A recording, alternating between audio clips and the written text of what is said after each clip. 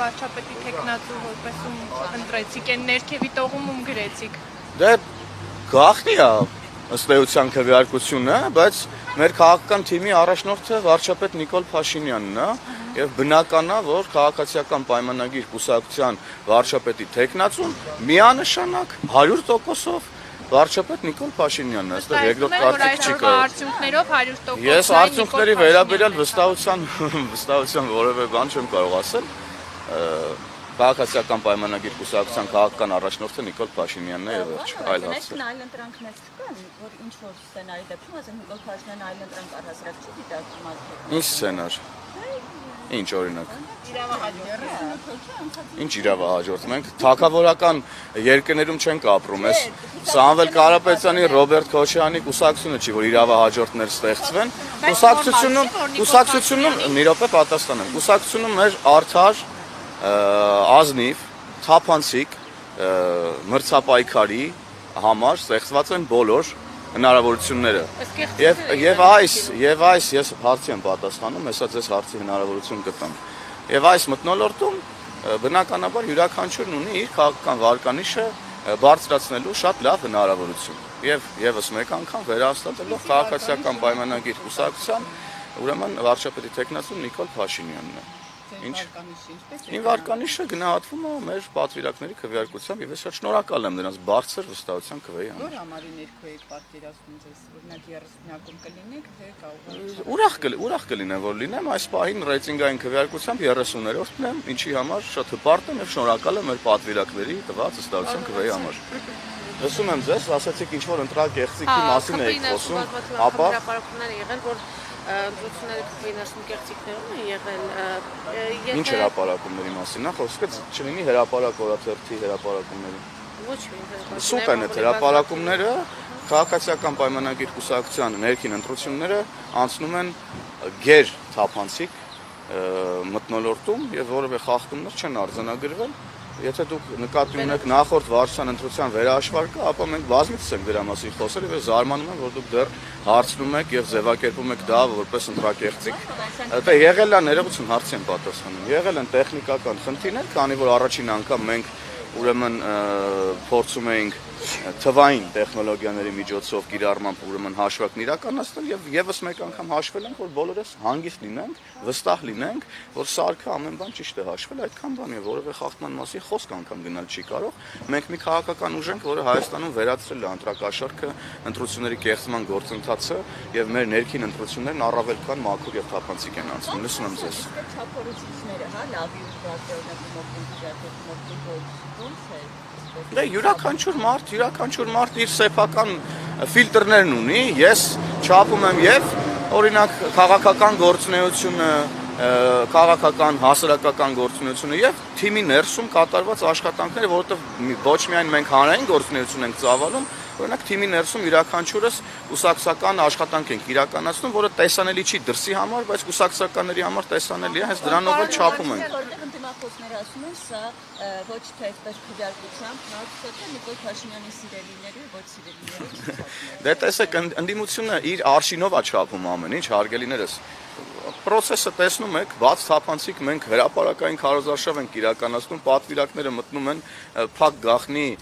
ուրեմն ռեժիմով ընտրություն են իրականացնում։ Եվ այստեղ հնարավոր չի կանխորոշել, թե ինչ կլինի, եւ հնարավոր չի դասավորել սիրելիներին եւ չսիրելիներին, եթե նման մարդիկ գոյություն ունեն, կուսակցությունում վարչապետը սիրելիներ եւ չսիրելիներ չունի։ Մենք բոլորս սիրելիներ ենք բոլորիս համար, բոլորիս վստահում ենք եւ մեկ ամուր մեծ թիմ ենք։ Պարոն Հովհաննիսյան, երեկվա միջադեպին անդրադառնալով։ Ինչ միջադեպ։ Ալեն Սիմոնյանի։ Հա, ես ուզում եի առանձնահատուկ անդրադառնալ, շնորհակալ եմ, որ դուք այդ հարցը տվեցիք։ Ես չգիտեմ, խնդրում եմ առանց լրացուցիչ ռեպլիկների, էլի։ Ներողություն, ես ձեր գործընկերու հարցին եմ պատասխանում։ Ես չգիտեմ, ես էի պարոն Սիմոնյանից առաջ դուրս եկել ազգային ժողովից, թե իրենից հետո էի դուրս եկել, երբ որ ես դուրս եկա հանդիպեցի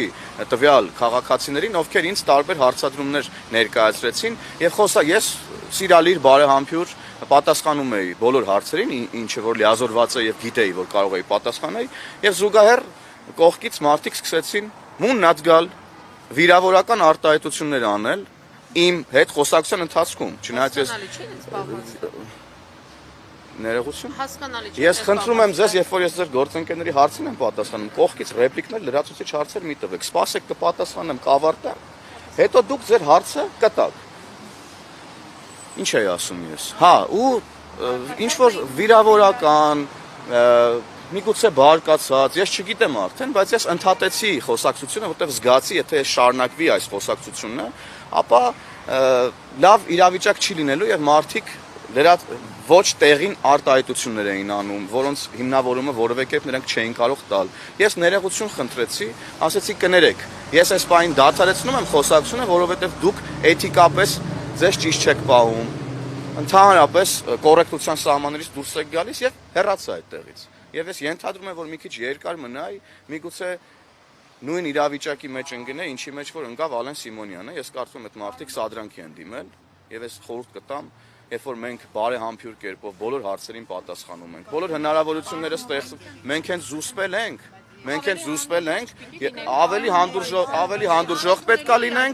ավելի հանդուրժող պետքա լինենք, այո, եւ մենք ավելի հանդուրժող ենք։ Ես ձեզ վստահեցնում եմ, ավելի հանդուրժող ենք մենք, եւ պարոն Սիմոնյանը մանրամասն խոսել է դրա մասին, արդեն անդրադարձել է դրան, ես պարոն Սիմոնյանի ասացին ավելացնելու բան չունեմ։ Նշեցիք, որ գեր թափանցիկ են Բայց ձեր գործընկերուհին հարցում էր ոնց որ։ Բայց ես հարց չեմ տվել։ Լավ, լսում եմ ձեզ։ Եթե այս թեմայի վերաբերյալ է Անտուր, ես կշարունակեմ։ Տեսակ, ոնց կազմակերպեցի։ Հայրենի հարազատները, ծնողները, պապիկները,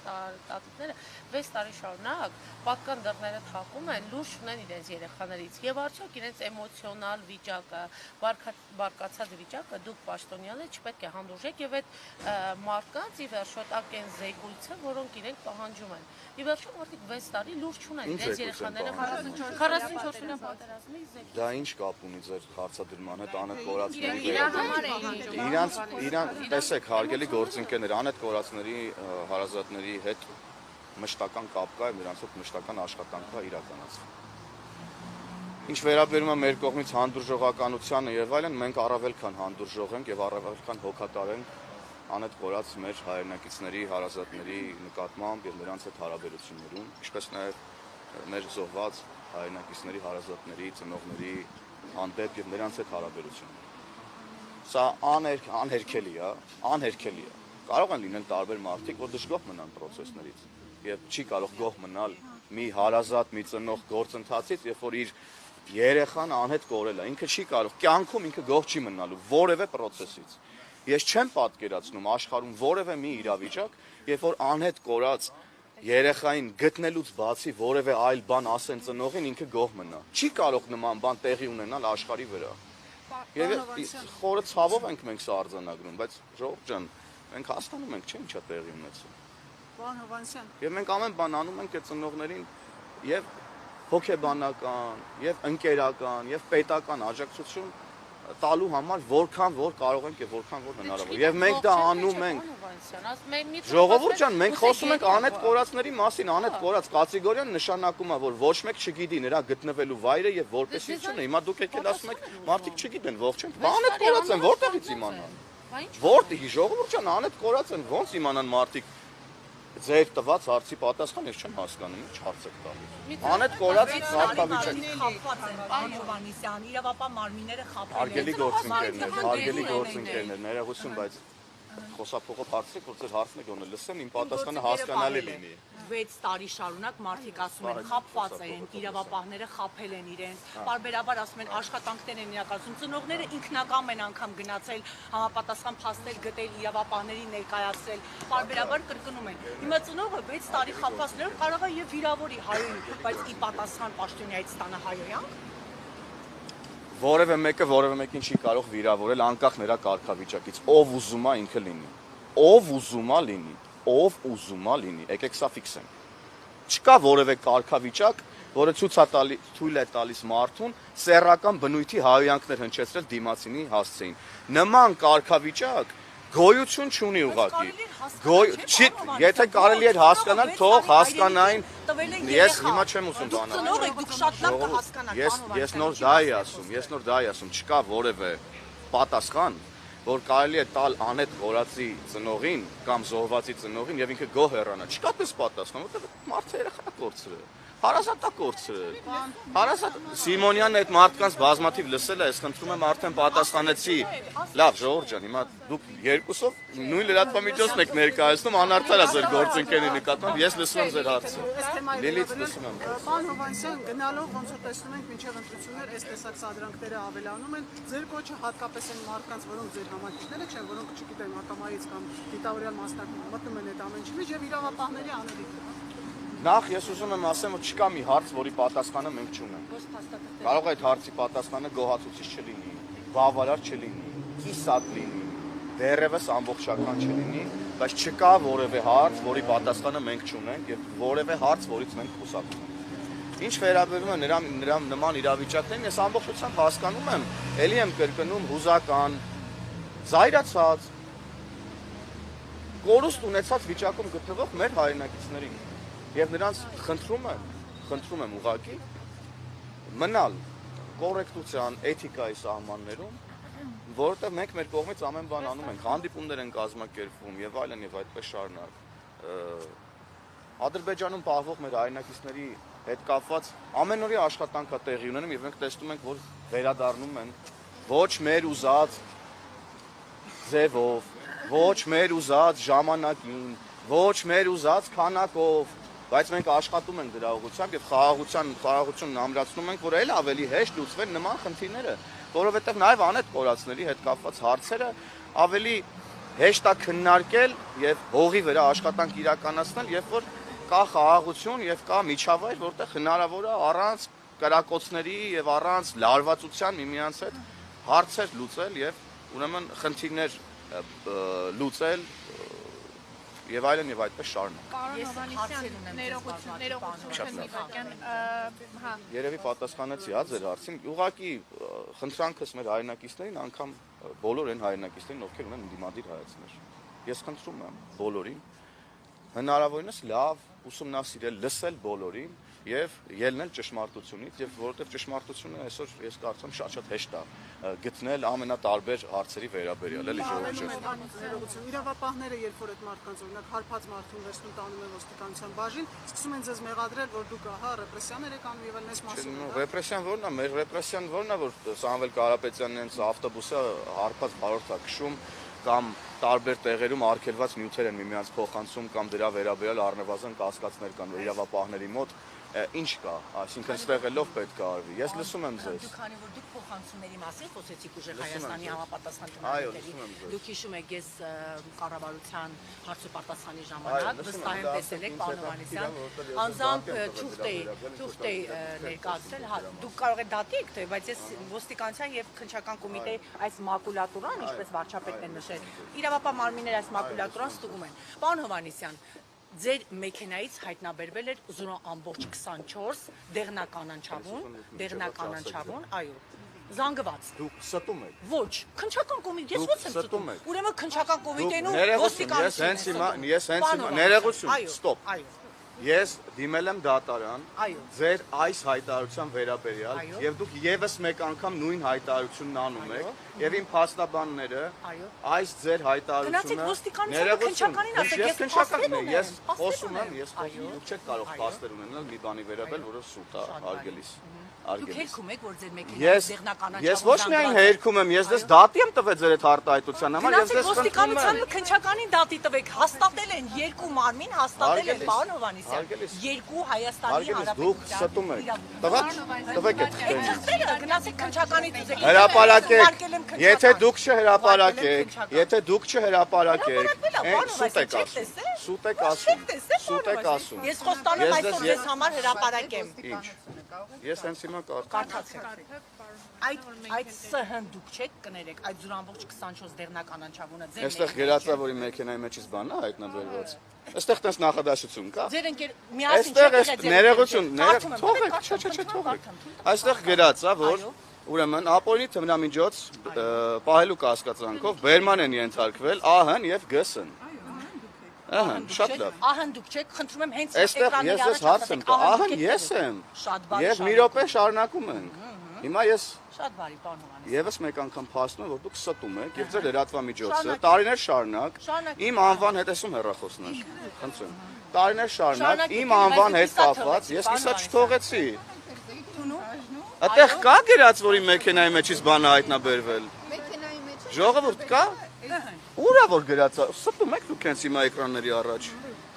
Դուք էկրանների, ժողովուրդ նայեք, էկրանների առաջ ժողովուրդ օրաթերթի երկու լրագրողները հենց նոր ստեցին, ասում են ձեր մեքենայի մեջ այստեղ տես նախադասություն չկա։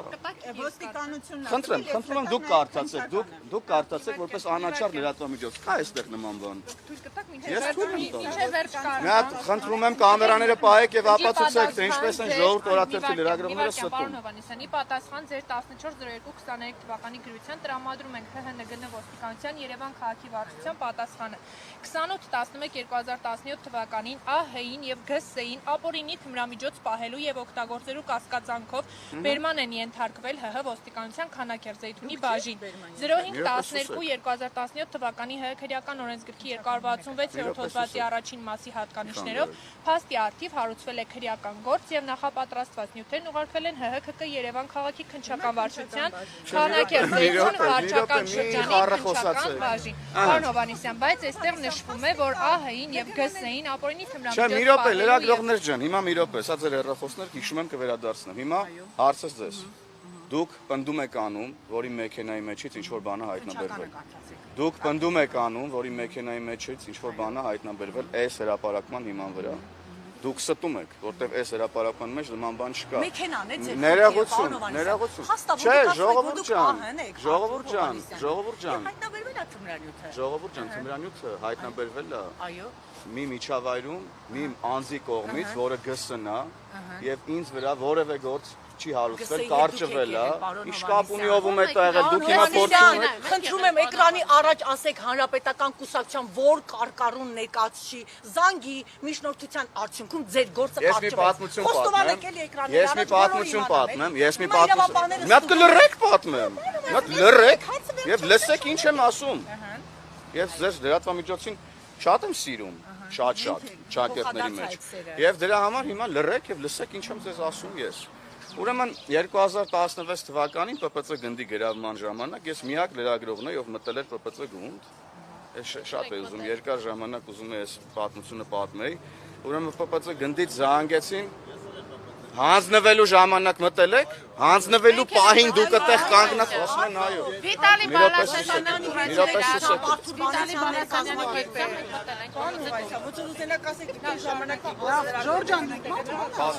Ժող, ես կընդհատեմ այս զրույցը։ ՊՊՑ գնդի հանձնվելու ժամանակ ՊՊՑ գնդի ներկայացուցիչները ձեր օպերատորին ասեք թող իրան հավաք պայի հենց հիմա, թե չէ հասկացանք իրար։ Ուրեմն հանձնվելու ժամանակ Վարժան Ավետիսյանը կապ էր հաստատել Ազատություն ռադիոկայանի եւ առաջին եմ լրատվականի հետ։ Ազատություն ռադիոկայանը չգնաց, որովհետեւ իրենց կանոնադրությամբ աբեկչական էին որակվում այդ գործողությունները եւ այլն թույլ չտվեցին ազատության ներկայացուցիչներն այստեղ են։ Եվ առաջին էմի օպերատորը եւ լրագրողը հանձինս ինձ, իդեմս ինձ գնացինք եւ Արթուր Վանեցյանի ուղեկցությամբ, ով համակարգում էր այդտեղ այդ process-ները, մտանք եւ այլն ձայնագրեցին Վարժան Ավետիսյանը շատ երկար կամերայի առաջ կանգնեց խոսած, երբ որ դուք հիմա մանգա գտնեք, կտեսնեք, որ բացառապես առաջին էմի լոգոներով են այդ նյութերը, որտեղ մենակ մենք ենք դա նկարել։ Հետո դուրս եկանք, ինձ նստեցրեցին ոստիկանական ավտոմեքենա, տարան Վլադիմիր Գասպարյանի մոտ, որտեղ Սեյան Օհանյանն էր, իրանց ախնանիկներն էին Նասկի մականունով եւ այլն եւ այդպես շարունակ։ Ինձ ասացին չիպը տուր, մոնտաժենք, ես ասացի չիպը չեմ տալու մոնտաժեք, որովհետեւ կամ ես տեղից դուրս եմ գալու եւ ասեմ, որ դուք չիպը մոնտաժել եք, կամ ես գնում եմ սա ոնց որ նկարել եմ, այդպես ուղիղ եթեր տամ։ Եվ ուրեմն Եվ այս միջադեպից հետո ես դուրս եկա, տարա ոնց որ նկարել էի, տենց տվեցի եւ երբ որ ես հայտնվեցի ոչ ճիշտ վայրում, ոչ ճիշտ մարդկանց հետ եւ ձեր նշած միջադեպը տեղի ունեցավ, երբ որ մարդիկ իմացան, որ ես նույնն լրագրողն եմ, ինձ վրա քրեական գործ արեցին, ձեր ասած հանրապետականները։ Բախի գրում հաղորդում տալիս Իրաջին։ Մի րոպե, սպասեք։ Եվ այդտեղ քրեական գործը հարուցվեց, բայց որ հանրապետականներն ուզեին ինձ ուրեմն ինչ որ մի բան անեին, դուք պատկերացնում եք ինչ կանեին ընդդիմադիր լրագրողին։ Եթե մի հատ հիմք լիներ, քանի որ հիմք չկար, գործը կարճվել է, դուք էլ կես տեղեկատվություն եք տար, մի րոպե, լռեք ավարտեմ։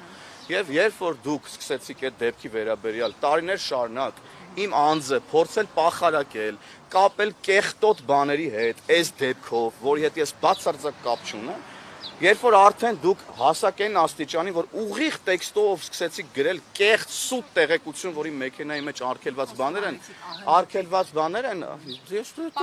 մի րոպե ավարտեմ, արգելված բաներ են գտել, ես դες հիմա դատի եմ տվել դրա համար։ Ես դες դատի եմ տվել։ Ես կհանդիպենք դատարանում, նենց որ ես դες խնդրում եմ եւ ձեզանից պահանջում եմ մնալ լրագրողական էթիկայի տիրույթում եւ վեճի առարկայի վերաբերյալ հրապարակումներ, գրառումներ, նոր զրպարտչական եւ վիրավորական նյութեր չգրել, քանի դեռ գործը գտնվում է դատարանում,